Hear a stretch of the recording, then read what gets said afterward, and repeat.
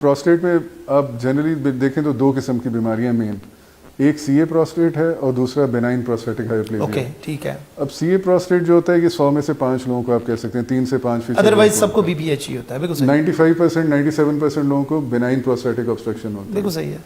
WHO ने इस criteria को थोड़ा सा चेंज किया था, इसको BPH कहने की बजाय ब्लैडर आउटलेट ऑब्स्ट्रक्शन। ओके, अच्छा। ब्लैडर आउटलेट ऑब्स्ट्रक्शन जो है वो प्रोस्टेट कैंसर की वजह से भी हो सकता है, स्टोन की वजह से भी हो सकता है, बेनाइन प्रोस्टेटिक ऑब्स्ट्रक्शन की वजह से भी हो सकता है, स्ट्रक्चर की वजह से भी हो सकता है, ठीक है, किसी और बीमारी जैसे लिम्फोमा वगैरह उसकी कंप्रेशन की वजह से भी हो सकता है। तो कई वजूहात हैं। तो प्रोटोकॉल भी चेंज हो गए होंगे ट्रीटमेंट के? बिल्कुल सही। बिल्कुल सही। अच्छा, तो फॉर्चुनेटली हमारे इलाके में सीए प्रोस्टेट इतना ज़्यादा कॉमन नहीं है। ठीक है। जो बेनाइन प्रोस्टेटिक है वो ऑब्स्ट्रक्शन है, वो तो 50 साल से ऊपर जो भी मर्द होगा उसको होनी ही होनी है। अच्छा, तो लेकिन अब ये कि कुछ लोगों को ज़्यादा होता है। प्रेवलेंस कितनी है? प्रेवलेंस आप कह सकते हैं अप टू 100% ही है। उसकी वजह है कि किसी को जल्दी हो जाए, किसी को देर से होगा, लेकिन होगा ज़रूर। बिल्कुल सही। किसी लेवल का। अब जिन लोगों में टेस्टोस्टेरोन का लेवल नॉर्मल रहा है उनकी सारी उम्र, उनके अंदर प्रोस्टेट ने बड़े होना ही होना है। जिनके अंदर टेस्टोस्टेरोन की डेफिशिएंसी या किसी वजह से कोई प्रॉब्लम रहा, उनके अंदर प्रोस्टेट थोड़ा स्लो ग्रो करता है। तो टेस्टोस्टेरोन बेसिकली, जिनमें टेस्टोस्टेरोन ज्यादा हुआ उनका थोड़ा जल्दी बड़ा हो जाता है प्रोस्टेट। डायरेक्टली प्रोपोर्शनल है। इसके ऊपर एक्चुअली कोई वैलिड स्टडीज इस वक्त तक मौजूद नहीं है कि जो कह सकें कि जी टेस्टोस्टेरोन के लेवल की वजह से प्रोस्टेट का साइज बहुत, लेकिन आपका पर्सनल एक्सपीरियंस है जी। अच्छा, ठीक है। अब मुझे एक बात यहाँ से जो मैं लिंक करना चाह रहा था वो ये है कि दो ऑप्शंस होती हैं, मेडिकेशन से ट्रीट करना या प्रोस्टेट को रिमूव करना। प्रोस्टेट को रिमूव करने के साथ गूगल भरा पड़ा है, लगता है कि दुनिया की हर बीमारी इसके साथ अटैच्ड है। आप भी और मैं भी ये तो समझते हैं कि ये जो लिखने वाला होता है वो स्कॉलरी, जब कोई भी अपनी चीज़ प्रेजेंट करेगा तो वो सब पॉसिबिलिटीज़ लिखेगा, चाहे 1 in billion क्यों नहीं हो। हम उसको 1 in 1 समझना शुरू हो जाते हैं। बिल्कुल। मुझे ये बताइएगा कि जब आमतौर पे रिमूव करते हैं आप प्रोस्टेट को और आप ऑपरेट करते हैं, उसके मेजर साइड इफ़ेक्ट्स क्या आते हैं? देखें, अगर मैं टाइप्स ऑफ सर्जरी की पहले आपसे बात कर लूँ तो टाइप्स ऑफ सर्जरी हिस्टोरिकली तो शुरू होता है जो कट लगा के मसाना खोल के अंदर से हुदूद निकाल देना, ओपन प्रोस्टेक्टमी जिसको कहते थे, वो तो अब बहुत रेयर है कि किसी को ज़रूरत पड़े। अभी भी ऐसा होता है वैसे कि कुछ लोगों में जिनका प्रोस्टेट बहुत ही ज़्यादा बड़ा होता है, 200 ग्राम 250 ग्राम इस तरह का प्रोस्टेट जो होता है, उसमें कभी कभी ओपन प्रोस्टेक्टमी लोग करते हैं। लेकिन अब उसके बाद जो सारी सर्जरीज शुरू हो गई वो एंडोस्कोपिक सर्जरीज हैं। एंडोस्कोपिक सर्जरी का मतलब है जो पेशाब की नाली के अंदर से जाके हो। उसमें कट नहीं लगता कोई भी। ग्रेट। और वो भी 1970s से शुरू हुई हैं। ठीक है। और उसमें भी अब कई किस्म की हैं, बहुत जिद्दत आ चुकी है उनके अंदर भी। बिजली करंट से भी होता है। बिजली करंट 2 किस्म का होता है, मोनोपोलर, बाइपोलर। तो उस दोनों में बहुत फ़र्क है। बाइपोलर बहुत बेहतर है, जो नई टेक्नोलॉजी है। ठीक है। फिर उसके बाद अब इसमें लेज़र्स भी आ चुके हैं, उनको भी आए हुए अब 30 साल के करीब होने वाले हैं। ऐसे लेज़र हैं जो प्रोस्टेट को इवेपोरेट कर देते हैं और ऐसे भी हैं जो पूरे के पूरे को निकाल के ख़त्म कर देते हैं। तो लेज़र भी आ गए उसमें। फिर अब लेटेस्ट जो एक मशीन, एक टेक्निक इन्होंने इवॉल्व की है बॉस्टन साइंटिफिक वालों ने, जिसको रिज्यूम वाटर वेपर थेरेपी कहते हैं। जिसके अंदर एक डिवाइस होती है जो कि स्टीम के साथ प्रोस्टेट को श्रिंक कर देती है। वो एक आउट पेशेंट प्रोसीजर है कि जिसके अंदर आप पेशाब की नाली से अंदर जाते हैं और एक डिवाइस आपके पास गन किस्म की होती है, वो आप प्रोस्टेट में मुख्तलिफ जगहों पे उसको नीडल इंसर्ट करते हैं और उससे प्रेशराइज स्टीम जाती है अंदर, और उससे प्रोस्टेट जो है आहिस्ता आहिस्ता वो सुकड़ जाता है और उससे काफ़ी अच्छा। लेकिन जो समझने वाली चीज़ है वो ये है कि ये सारी एडवांसमेंट्स हैं, ये सारी जिद्दतें हैं, लेकिन असल जो ऑपरेशन है वो यही है कि प्रोस्टेट को किसी तरह से छोटा कर दिया जाए। ऑब्जेक्टिव ये है। ऑब्जेक्टिव बिल्कुल सही है कि जो ऑब्स्ट्रक्शन कॉज हो रही है वो ना हो। बिल्कुल सही है। अब ये वाले जो जदीद वो जो आपने अभी कहा ना कि वो गूगल पे अगर आप देखते हैं तो आपको 10 किस्म के ऑपरेशन पता चल जाते हैं, उनके नाम भी बड़े फैंसी से हैं। अब ये जैसे मैंने आपको रिज्यूम थेरेपी बता दी, इसका नाम बड़ा फैंसी है।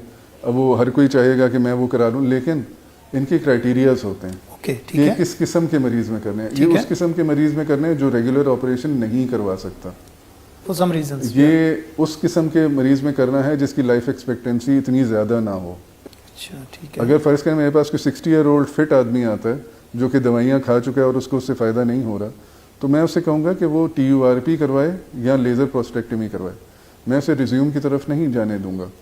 میں اسے یہ کہوں گا کہ آپ کے پاس ابھی لائف ایکسپیکٹنسی آپ کی زیادہ ہے, آپ فٹ ہیں اور آپ صحیح والا آپریشن کروا سکتے ہیں. اب جیسے اگر پروسٹیٹ کا آپریشن ہم کرتے ہیں, اچھا سرجن کوئی بھی یورولوجسٹ ہو جو اچھا TURP کرے, تو اس کی لائف 8 سے 10 سال ہوتی ہے اس آپریشن کی. یعنی کہ 8 سے 10 سال لگتے ہیں اس پروسٹیٹ کو دوبارہ پرابلم کاز کرنے میں. تو اچھا خاصا سمٹم ریلیف ہے. اور ریزیوم ظاہر ہے ابھی نئی چیز ہے, تو اس کے بارے میں یہ لانگیٹیوڈنل ڈیٹا جس کو کہتے ہیں ہم, کہ ہمیں پتہ نہیں ہے کہ کتنا عرصہ رہے گا. It will take time to come. اچھا, اب میں نے پوچھا تھا سائیڈ ایفیکٹس کیا ہوتے ہیں؟ کامن سائیڈ ایفیکٹ سب سے کامن جو ہے وہ تو ریٹروگریڈ ایجیکولیشن کہلاتی ہے. ریٹروگریڈ ایجیکولیشن یہ ہوتی ہے کہ جب آپ کا آپریشن ہو جاتا ہے تو آپ کے سپرمز جو ہیں, جو آپ کا ایجیکولیشن ہے, وہ باہر آنے کی بجائے وہ بلیڈر میں چلی جاتی ہے اور یورین کے ساتھ باہر آ جاتی ہے. اب اس سے نقصان کیا ہوتا ہے؟ اس سے نقصان صرف یہ ہوتا ہے کہ آپ والد نہیں بن سکتے.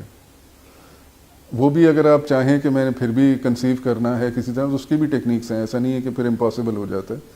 لیکن اور اس کا نقصان کوئی نہیں ہے. اگر آپ کا ایجیکولیٹ جو ہے وہ بلیڈر میں جا رہا ہے, آپ لوگ سمجھتے ہیں کہ اس سے کوئی نقصان کوئی نہیں ہے اس کا, صرف فادرہڈ مشکل ہو جاتی ہے. ٹھیک ہے. اس کے علاوہ کچھ لوگوں کو آپریشن کے بعد اریکشن میں مسئلے ہوتے ہیں. یہ میں پوچھنے لگا تھا, یہ کتنا انسیڈنس ہے اس کا؟ 5%. اوکے, حالانکہ لوگوں نے اس کو 95 کیا ہوا ہے. ایسا نہیں ہے. اچھا. اس کے علاوہ اگر کوئی آپریشن کے دوران کچھ گڑبڑ ہو جائے یا آپریشن بہت مشکل ہو, تو لوگوں کا پیشاب جو ہے وہ لیک ہونا بھی شروع ہو جاتا ہے, انکانٹیننس جس کو. اچھا ڈاکٹر صاحب, آپ کے ڈومین میں کیا STDs بھی آتی ہیں؟ جی بالکل. اوکے, ان کے اندر چونکہ ہم نے انفیکشن کی بات کی تھی جب ہم کڈنی پہ تھے, تو ہم نے کہا تھا ان میں بھی کئی ایسی ہوتی ہیں جن کو آپریٹ کرنا پڑتا ہے.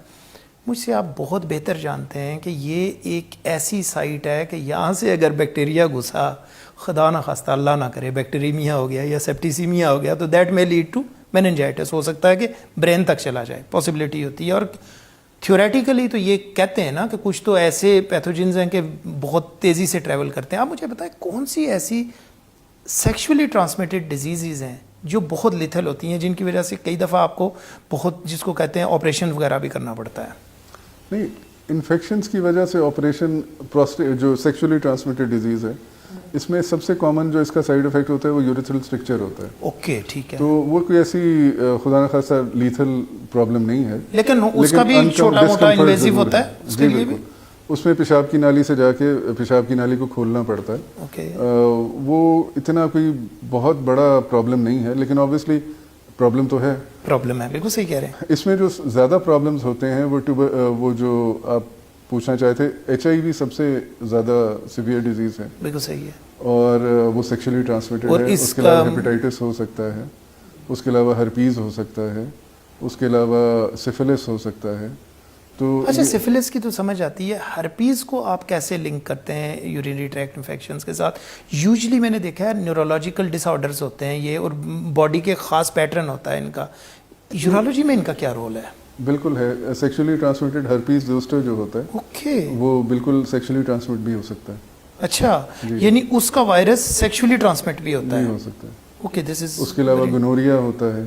اچھا, یہ میں پوچھنے لگا تھا کہ کچھ پیشنٹس جو ہوتے ہیں وہ چیخو پکار تو بہت کرتے ہیں. وہی جب ہم سیکشولی ڈیزیزز کی بات کر رہے تھے کہ آپ کے لیے شاید سب سے آسان ہوتا ہے گونوکوکل یوریتھرائٹس کو ٹریٹ کرنا سنگل شاٹ کے ساتھ بھی, لیکن at that point of time یہ جو آپ کا پیشنٹ ہوتا ہے وہ یہ سمجھ رہا ہوتا ہے کہ بہت سیریس ڈیزیز ہے. اچھا, اب مجھے لاسٹ پہ یہ بتائیے گا ڈاکٹر صاحب کہ جو ایڈوانسمنٹس ہیں آپ کی اسپیشلٹی میں آپریشنز کے حوالے سے, بڑے کٹ سے لے کے جو آپ نے صرف پروسٹیٹیکٹمی کی بات کی ہے, باقی جو آپ کے اس پورے یورینری ٹریکٹ میں ایڈوانسمنٹس ہیں آپریشنز میں, وہ کون کون سی ہیں؟ اس وقت جو سب سے زیادہ ایڈوانسمنٹس ہو رہی ہیں وہ سٹون ڈیزیز میں ہیں. اب سٹون ڈیزیز میں پہلے آپ کو پتہ ہے کہ وہ گردے کا اگر پتھر ہوتا تھا تو وہ 8 سے 10 انچ کا لمبا چیرا لگتا تھا, جس میں پورا پیٹ کھولا جاتا تھا اور اس کے بعد گردہ کھولا جاتا تھا, پھر کنوالسنس پیریڈ بھی ایک لمبا ہوتا تھا. ایک لمبا ہوتا تھا. اور جو مینول لیبر کرنے والے, جو ہارڈ ورک کرنے والے لوگ ہیں, وہ شاید زندگی بھر اس لیول پہ آ ہی نہیں سکتے تھے کہ جس پہ وہ پہلے ہوتے تھے. تو اس سے جو ایڈوانسمنٹ ہوئی تو PCNL ایک آپریشن شروع ہوا. PCNL ایک بہت اچھا آپریشن ہے جس کے اندر 8-10 انچ کے چیرے کے بجائے آدھے انچ کا چیرا ہوتا ہے جو بیک پہ لگتا ہے, اور اس سے آپ اندر گردے میں جا کے بڑے سے بڑا پتھر نکال سکتے ہیں. تو وہ تو ہم بڑے عرصے سے کر رہے ہیں. اب اس کے اندر جو مزید PCNL کی اور مزید نئی ٹیکنالوجی آئی ہے, اس میں منی PCNL ہے, سپر منی PCNL ہے, مائکرو PCNL. مائکرو PCNL جو ہے وہ آپ یوں سمجھے کہ جیسے سوئی ہوتی ہے, اوکے, وہ باریک سوئی جو ہوتی ہے اس کے تھرو آپ جاتے ہیں اندر, اور اسی کے تھرو لیزر جاتا ہے, ہولمیم لیزر, اور اس سے آپ up to 1 centimetre 1.5 centimetre stones جو ہیں وہ اسی سے آپ ڈسٹ کر کے ختم کر سکتے ہیں. تو آپ کہاں سوچیں 10 انچ کا چیرا, اور کہاں سوچیں ایک سوئی کہ جس کی آپ کو نشان بھی نہیں ملے گا. ایکسلنٹ, بالکل صحیح ہے. تو یہ ساری ایڈوانسمنٹ ہے.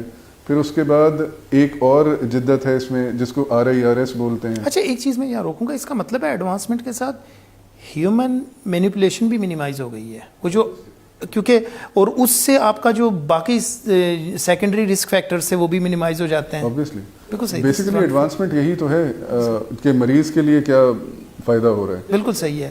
پروسیجر کے ٹائم پہ کتنی کمفرٹ ہے, پوسٹ پروسیجر کتنی کمفرٹ ہے, اور ساتھ میں آپ کا پروسیجر کتنا اسٹیرلائزڈ ہوتا جا رہا ہے. بالکل اسٹیرلائز بھی ہوتا جا رہا ہے, ریکوری بہت اچھی ہوتی جا رہی ہے. بالکل صحیح, بالکل صحیح. کیونکہ اب اگر آپ جو ہم نے پہلے بات کی چیرے والا آپریشن جو ہے اس میں تو مہینہ بندہ بستر پہ ہی لگا رہتا ہے. ایسے ہی ہے. اب اس میں آپ جو PCNL کرتے ہیں اس میں آپ ایک ہفتہ بستر پہ رہتے ہیں. بالکل صحیح. اور پھر آپ یہ والا آپریشن اگر آپ مائکرو PCNL کرتے ہیں یہ تو 2 دن میں آپ چلنا پھرنا شروع ہو جاتے ہیں آرام سے. بیسیکلی مریضوں کے اندر جو سب سے زیادہ ان کو پرابلم محسوس ہوتی ہے جو شروع میں, وہ ہوتی ہے یورین میں پرابلم شروع ہو جاتا ہے. اب یورین میں بار بار یورین آنا, ایسا محسوس ہونا کہ سارا پیشاب نکل نہیں رہا, کچھ اندر رہ جاتا ہے, پیشاب میں بلڈ آنا اور اس کو جل کے آنا, اور یہ سارے مسائل ہیں جو شروع ہوتے ہیں. اس کے علاوہ درد ایسی جو کہ چبھن جیسی ہو, جو لہر کی طرح پیچھے سے آگے کی طرف آئے, پیشاب کی نالی کی طرف جائے, تو اس پہ آپ کو سمجھ لینا چاہیے کہ اب سٹون کا یا ایسا کوئی معاملہ ہو گیا ہے. اس کے علاوہ انفیکشن میں بخار ہونا, بار بار پیشاب آنا, کھل کے پیشاب نہ آنا, پیشاب میں خون آنا, پیپ آنا, یہ ساری ایسی چیزیں ہیں جو آپ محسوس کریں تو اس وقت ڈاکٹر سے رابطہ کر لینا بہتر ہوتا ہے. اس کی وجہ یہ ہے کہ انفیکشن یا سٹون جو بھی, جیسے میں نے آپ کو بتایا کہ سٹون کے اندر 2 ہفتے کا ٹائم ہوتا ہے, تو جتنی جلدی آپ کا علاج شروع ہوگا اتنا اچھا آپ کا رسپانس ٹائم ہوگا.